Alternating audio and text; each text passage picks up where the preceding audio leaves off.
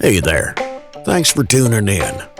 You ready for another episode of my Bigfoot sighting? Alright then, let's do this. Seen a bunch of rundown no-horse towns where the church is the backbone, love's in the plow, and the five-string melodies grooving, with the farmland rows where the roots run deep, beyond the noise of the busy streets, where the songs of the South are soothing. When I hear the front porch picking down, home rhythm ringing out, I don't run from banjo music. Yeah.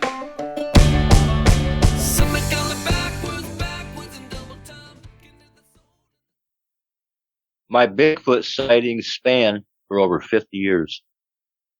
My name is Dan Shirley, and I am a Bigfoot researcher, and I have been doing it for years, approximately since 1967. So why don't we get on with it? I will share my Bigfoot sightings to you. I'm going to start with some recent research I've been doing. About a month ago, there's one particular area that I've been working for years in the Sierra Mountains. And last month, I ran into these guys that I know. One of them, his name is Steve, and he has a couple gold mines up there in the Sierras. And as I was having a conversation with him, I asked him if he had seen anything unusual in any way, shape, or form. He asked me what I meant. I explained it to him. It has to do with Sasquatch. So as I was talking to Steve, he did tell me he had an incident. He was walking around. He was going towards his gold mine. Right in front of him, this is in broad daylight, right in front of him, he saw a flash that kind of ran right across in front of him, from the front of him to his left. And he was totally amazed of what he saw, which was only for a few seconds. He didn't know what it was. He couldn't even tell me what it was, except for the fact that it was very tall, very large, and covered in hair, and very muscular. And it just evaded him. It just fled. Right after that conversation, I talked to a couple of his friends in the same area. There was 3 different sightings. One was off a ridge, and one of his other partners caught one that was running. It broke the timber line, and it ran across a mountain road to the other side of the timber line and evaded. The third incident, guy was walking up towards a ridge. As he walked up and got near the ridge, this big hairy entity was standing at the top of the ridge, turned, looked at him, and went over down the canyon, disappeared, evaded. These were all recent sightings that occurred a month ago. Now, what's kind of important about these particular sightings, you see, because recently, I believe it had been in 2020. So in 2020, I discovered an area where I've been doing day and night field research for years. This one particular area, after very extensive investigating and research, all the experiences I have had in this one particular area. So what I'm trying to tell you is this. Some of you out there may have heard of this, and maybe some of you out there have not. Have you ever heard of the Nevada Triangle, which is in the state of Nevada? And where this place is at, in actuality, is on the other side of the Sierra Mountains from California. It's right on the border to Nevada. On the Nevada Triangle, this area is especially known for UFOs. On the other side is where I'm at. I am the founder, and I classified this one area as the Sierra Triangle. And I'm letting everybody know now because there's not many at all know that I had found this place and had classified it, unless you went to my channel on YouTube. So anyway, this area is one of the most mysterious places up and down the Sierra Mountains. And I have researched up and down the Sierra Mountains over 400 miles worth, and I have done night and day research. In this one particular area, there are so many mysteries I can't even explain. Mysteries I've been trying to explain. In this one area, it's as if there's another world within our world. And this place, I believe, does exist. I have been doing extensive research in this area for the last year and a half, and I do believe it does exist. Now, I have one Bigfoot sighting. This is my own personal experience. Around a month and a half ago, I was up in the same area, what I classify as the Sierra Triangle. I was up doing daytime field research, and there's several groups I have classified of hominids, or I call them hybrids, in the Sierra Triangle area. One of the members, I try to keep tabs on the group members. There's two different groups, what I call the north side and the south side. There's 8 to 9 members in each group. 2013 is the year when I first sighted this one member of the group, and he was a male. At the time, he was a large male, around 8.5 feet, about 600 to 800 pounds, covered in dark hair, very massive, very muscular. Now, the same member of this group, I spotted him again about a month and a half ago. It was the third time I have spotted him. So that day when I was doing some field research in the daytime, I was taking a break. I was back at my vehicle, adjusting it to a mountain road.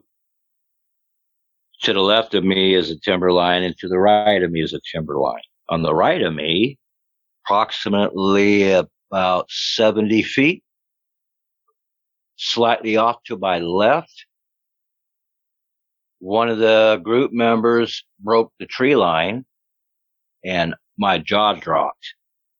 I was totally amazed. The size blew me away. It was the same male that I first spotted years ago. And this guy was huge. He grew some more. It just blew me away.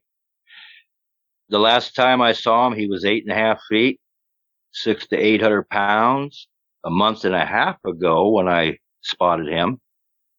And I will say this, I looked straight at him and he looked straight at me, and we just stared at each other. Now, he's around 9 to 9.5 feet in height and close to 1,000 pounds. My conclusion on this one was they have a longevity on continuous growth. In other words, growing. I don't know now what the limits are, but so far, in my own knowledge, and I've seen some big ones, but this guy is the biggest I've seen so far. You would probably think he kind of looked like Gigantopithecus. He was that big, which Giganto got up to 10 feet tall, 1,000 pounds. I would say this guy almost fit that picture.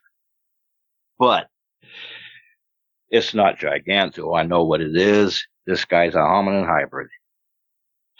And he lost his brown hair. Now he has turned what I call silver. And it was just nice to see him. That told me he was still alive and he was still doing his thing. I like that.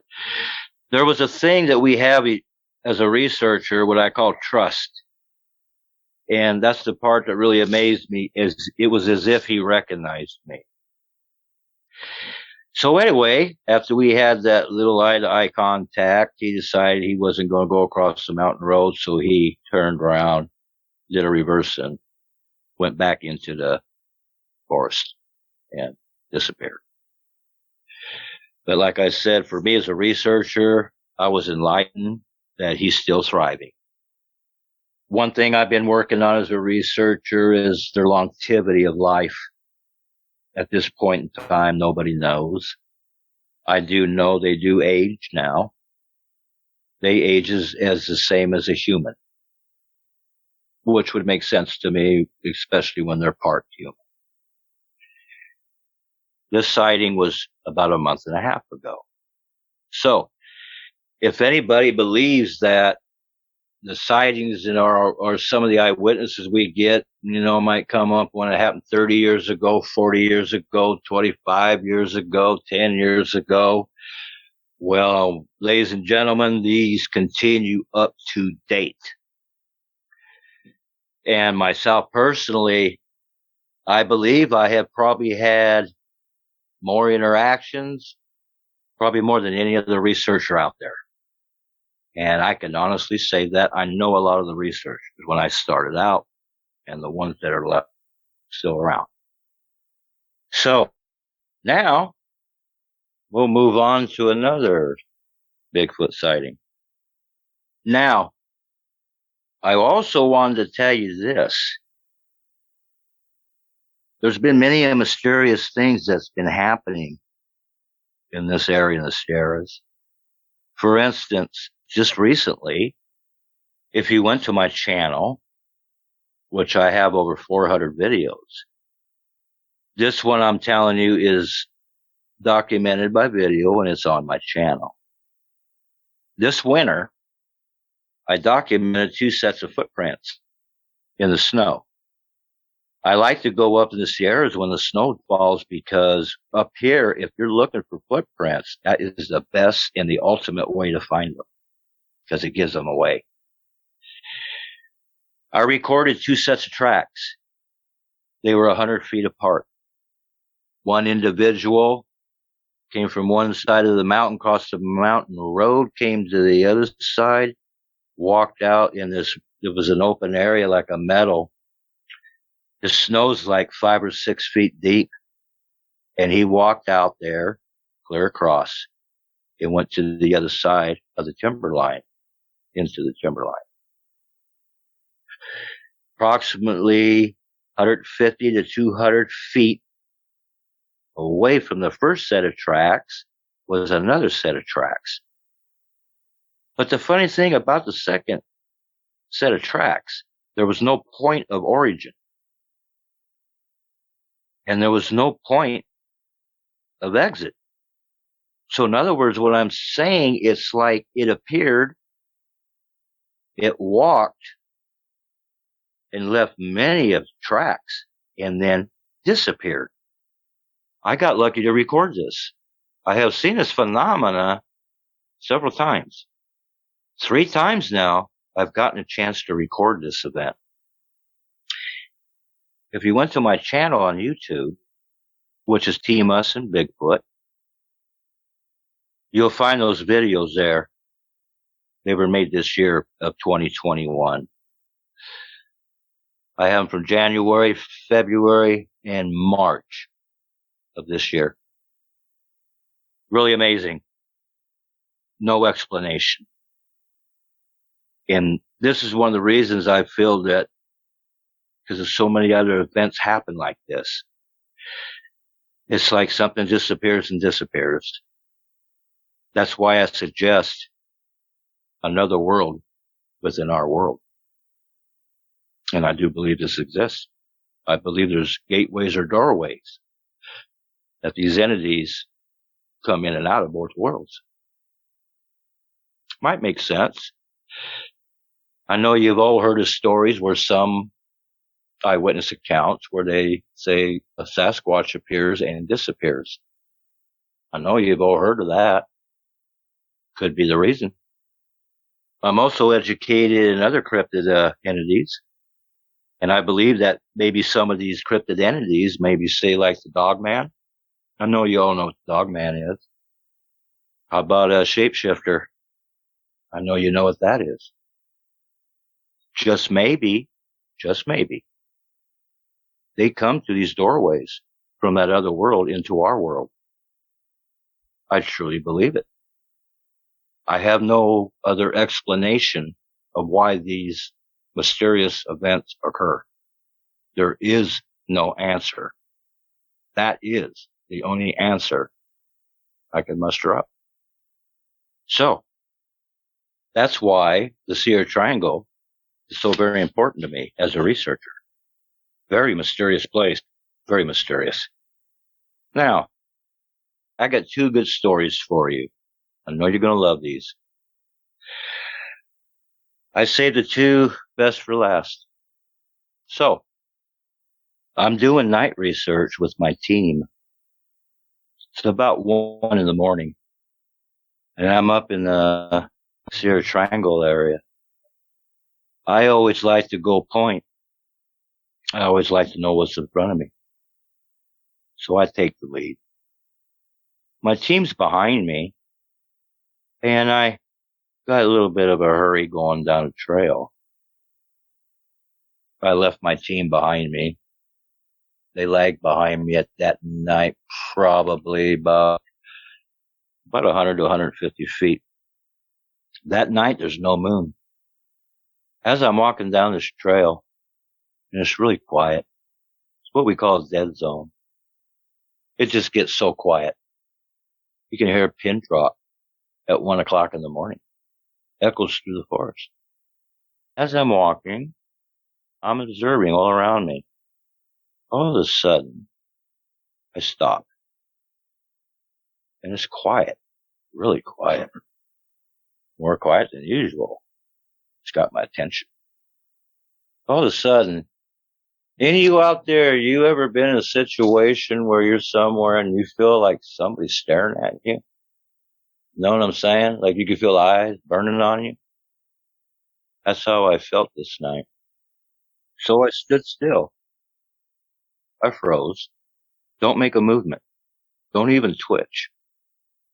Don't even breathe the wrong way. Keep your head together. Don't panic. Don't get paranoid. Don't run off. Stand your ground. As I did.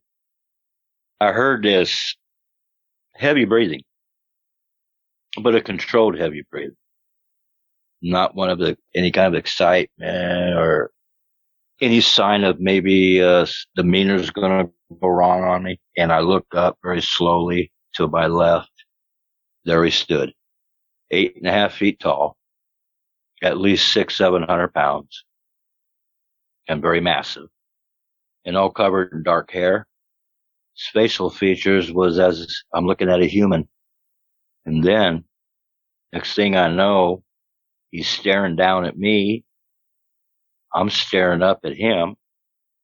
And I'm looking at these bright red eyes. And those red eyes were just burning through me. I stood my ground. I showed no fear. You can't show fear. You'll blow it if you do. It could go bad on you. No fear. I fear nothing. And we stared at each other for about a good 30, 40 seconds. Then he evaded me. He took off to my right, disappeared into the darkness in the forest. Here's the clincher. You want to know how close I was to him? Take a guess. Can't guess? Within 7 or 8 feet. How's that do it for you? Think you can get any closer? My team caught up to me. When they caught up to me, they see me just stand there in the middle of the trail. And they said, well, what's going on, man? What was that? They heard it leave. And I told them, well, it just went down. Blew their minds. But you want to know something? I'm really glad my team wasn't really with me when that incident happened, because it wouldn't have came out that way. So because of the fact it was a one-on-one incident between me and hybrid. And I'm glad it turned out that way. But I must say this, you always need to understand that what I do as a researcher is very, very dangerous. I kid you not. It could be very, very dangerous. Now, and if you think that was close, oh, you ain't seen nothing yet. Now, save my last one. It's the best in my top 5. One of my best. Now, like I said, if you think that was close, if someone had a bad heart, you definitely would have had a heart attack. I'm not kidding. That's how close I was. I'm going to tell you how that happened and how it went down. So, me and my research partner, Garland Fields, at the time, this was a couple years ago. I believe about 3 years ago. We drove in the Sierras, and we drove in interior, so as far as we could drive. So we parked it. And we hike in, we set up a camp. And the camp we set up, sometimes I like putting up like a dummy camp for a reason. Then I get my vehicle and we come back up, seeing we back up in there. Kind of like out of sight, out of mind. Well, in this situation, I use my vehicle as if I'm in a blind. I don't want to be seen. So we set up this phony scenario, making believe that it's a camp setup. We're about 15 to 18 miles into the mountains. So we went out and did some daytime research. There's a few good things I found out there. But nothing would prepare us what was going to happen that night. So here we go. Nighttime comes. Well, the first thing we want to do, we set our campfire up. We get a nice fire going. Let it burn really nice and bright. So we get the whole scenario set up, making believe that there is campers there. So we go back into the vehicle because we're using it as a blind. You see, because I got windows on there that are all tinted, so you can't see in, but I can see out. I have all my equipment in the vehicle. Thank God that night I brought my 45. I don't leave home without it. It's mandatory. You never know. You might have to have it. This was one of those nights I thought I was going to have to use it. So, nighttime comes. It's pretty dead, nothing going on. Me and Garland, we ate our dinner and kind of kicked back, conversation, and basically just letting the time go by. Now it's about, it's after midnight. No moon that night at all. No moon. It was extremely dark. So we kicked back in the back. It's like a little camper back there, So we're relaxing, resting, wait to see what's going to happen through the night. So we're sitting there. And I got in the back, laid down. We're resting a little bit. About 2 o'clock in the morning now. Really quiet. I mean, really quiet. I can't even hear the crickets. Nothing. I got a little odd and weird, if you ask me. Not used to that. Then all of a sudden, about 30 minutes later, which would have been about 2:30 in the morning, I started hearing some movement outside the vehicle. I tried to peer out the windows. I couldn't see nothing. It was so dark. I didn't want to get out a flashlight because if something was out there, I'll hope what was out there is what I wanted out there. I didn't want to blow it by hitting it with a flashlight. So I just sat in the dark. And I continue to hear some movement, but I still can't see nothing. Then I hear like a thud. It's like a big thud. Not like some walking, nothing like that. It was a lot heavier. Just a big thud. I thought about it that night when I was just laying there resting. Then it went quiet again. Extremely quiet. Not a sound. And then I was sitting there as I was thinking with my eyes closed. I said to myself, oh, this is worse than a dead zone. This is really strange. Another 30 minutes go by. Now it's 3 o'clock in the morning. My partner, he finally went to sleep. So I laid there, closed my eyes, and I was sitting there just listening. That's all I was doing at that point. Just listening, all ears. The window I had next to me would have been to the right side of me, so it would have been my right ear. I was laying on my back. I had the window rolled down, probably about 4 or 5 inches so I can have fresh air breathing that night.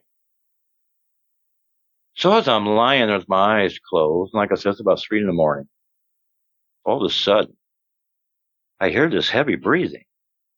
And I mean some heavy breathing. Didn't sound right. I lay there and I thought, that's not a bear. Bear don't sound like that. It sounded like heavy breathing, like as if it was coming from something that was human, but much deeper, much throatier, like coming deep from the gut, something that was like coming from something that was just really huge. And I was still listening, and the breathing was getting louder. And I thought it was my partner, and I turned around, I was looking at him, and it wasn't Garland. He was sound asleep way on the other side. He wasn't even making a sound. I'm still listening to this heavy breathing. About that time, I was feeling a little uneasy. Felt a little vulnerable. I didn't like it. I reached over and grabbed my 45. I checked it. It's loaded. I always keep it loaded. I got around in the chamber. I take the safety off. I take the 45. I lay it on my chest. Finger on the trigger. If I need to, I'll use it. I don't know what I'm dealing with right now. Right now, all I have between us is a thin piece of plate glass. That's it. That is it. This guy is right next to my vehicle looking at us like it was nothing, and just to him, he was breathing normal. But when you got something breathing in your ear that's 3 or 4 inches away from you, maybe 6 inches at the most. Well, now you know why I got the 45 on my chest, hot trot, ready to go. I don't know what's going to happen at this point. I have no idea. Don't get a clue. Anything could go wrong. Everything could go right. I don't know. I'm waiting. Seconds go by. He's still there. Why don't I get out of the car and just jump out there and say, hey, hello, man, my name's Danny? Nah, I can't do that. That would be stupid and ignorant. Can't do that. No. I'm doing it the right way.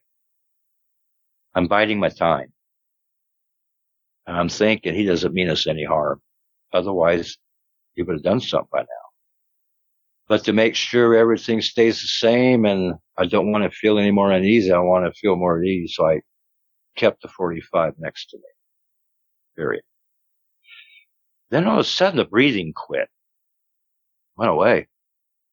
I even heard it go away. I could hear it walking away. It's not walking on 4. It's walking on 2. Now, you ready for this? I was just lying there. Now my eyes are open. I'm ready to spring in action if I have to. And no turning back now. We're committed. All of a sudden, the whole front of my vehicle was pushed literally down to the ground and released. My whole front end of my vehicle jumped up off the ground and bounced. The whole vehicle bounced. This guy took 2 tons like it was nothing. My vehicle was nothing. When he did that, Garland woke up. What just happened? He was messing with the vehicle. I didn't have a chance to explain anything to him. When I heard the thumping of the walking away, that's when I jumped out of the vehicle. Garland got out on the right side. I got out on the left side. At that time, we had our flashlights. I had my flashlight. I had my 45 intact. About this time, it's about 4:30 in the morning. We're observing all around the vehicle. And then on the other side of the front of the vehicle, remember I told you at the beginning of this, I heard a big thud. What that big thud was, this guy walked over. There was a boulder that was inverted in the ground that was approximately about 25 feet off to the right of my vehicle. This boulder weighed around 600 to 800 pounds. This guy literally picked it up from the inverted pocket, sat it down 4 feet from where it was at. The part measure where the boulder was inverted into the soil, it was about a foot deep. Now, I must say, it tells you right there the strength and the power these hybrids possess to pick up 600 to 800 pounds, and it's embedded a foot in the soil. Not to mention the vacuum that's set there that'll keep that boulder in place, and it pulled it up, set it down 4 feet from it. Totally amazing strength. Now, the sun's rising. It's about 5:45, 6 in the morning now. So now we're walking back towards the vehicle. As we're walking towards the vehicle, we both look down at the hood of the vehicle, and guess what we find? 2 large handprints on the hood of my vehicle. Ruined the whole top part of my car. I took photographs of it, and I took video on it, and it's on my channel. That's a true story. That's why my car got pushed to the ground, and it bounced back up. He literally put his hands on the hood of my vehicle and just literally pushed it to the ground. And that was it. And he evaded us. So, how close can you get to one? Well, let's see. That one was, I believe, 7 to 8 feet. This one, probably 6 inches from my right ear. So, you probably may ask, how can I maintain myself in a normal status if I'm experiencing all these kinds of interactions? Because I'm a researcher and I've been doing it for years. And I wouldn't advise it for a novice or amateurs. You really better know what you're doing. Some out there, if you don't believe that these cryptid entities are not real, I will assure you right here, right now, they're as real as you and me. And that's a fact. I've had too many Bigfoot sightings. Got a lot of stories to tell. But like I said, I assure you, these guys are for real. It's no joke. These guys are real. They are real living entities. And you'll understand too that there's several types of species of these cryptid entities, all right?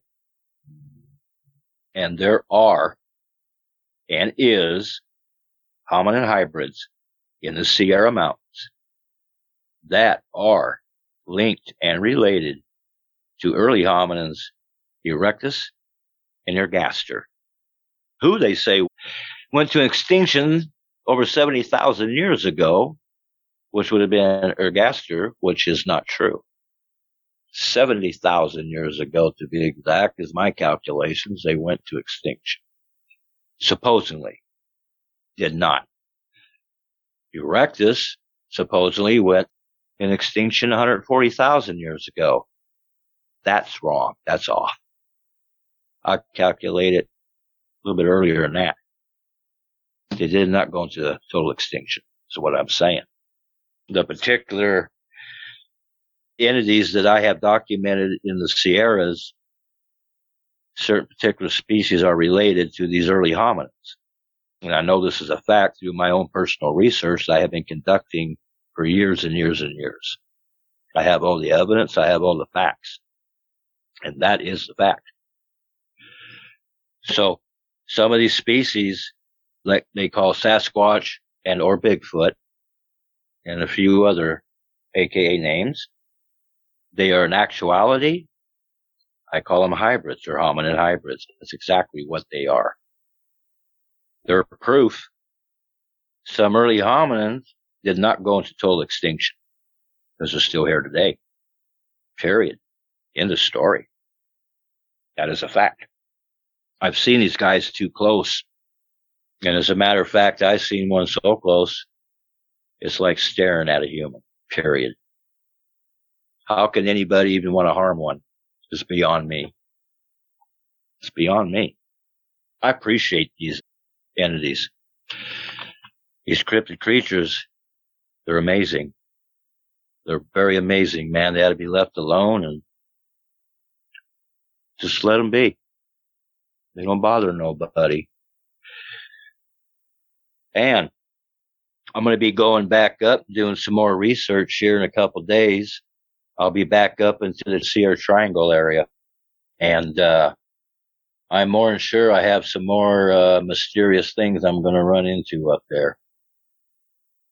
Very interesting place. And I also check on the movements, on how the groups are doing, and also the individuals. And I have everything documented. And whenever I want to go to one of my areas, I'll go through my own paperwork, and I'll go through in there and see what's going on in there. And I just keep an eye on things, see how they're moving around, and if they have left their territory or not, or they got new territory and things like that. Sometimes, they give birth, they reproduce, they have young'uns. They're usually pretty protective of them, so I've never seen anyone that young yet. They usually keep them with mom, so to speak. So right now, in my research, I've been working on all kinds of different areas. I'm just not one area. I'm not stereotyped. And right now I've been making some really big achievements and accomplishments in what I'm doing in my research. And I just completed another theory that I published, which is on my channel. That's my second theory I published. So I hope you like the stories I just told you, stories of my Bigfoot sightings. I have a lot more to tell you, but I'm going to have to dig in my memory banks more because I got so many guys. My brain is just cluttered with so much information, just so much. I have so much to talk about. One thing I would say, I do wish when we did National Geographic, when we went to my site, which was in the triangle, this was before I classified it as a triangle because I had no idea at the time. A lot was going on in that area where we filmed it for National Geographic. I had some things there that was some buku evidence, and it didn't get covered. I was kind of disappointed about that. It got overlooked, but sometimes that happens like that. Other than that, I really enjoyed doing it. I enjoyed working with Mark Evans, Professor Brian Sykes. We became friends. It's good to be friends with one of the top genetic scientists in the world, to be sure. I have rubbed elbows with some of the big ones. Now it's their turn to rub elbows with me. I love it. Anyway, I think that's all I can really say right now, guys. Would like to come on again. If Vic would like to have me back on again, you guys want me back on again, I will be back on again. And I'll come back with some more of my Bigfoot sightings for you. I'll have some real good ones for you next time around. We'll do another one. I hope everybody out there liked what we discussed and what I was talking about.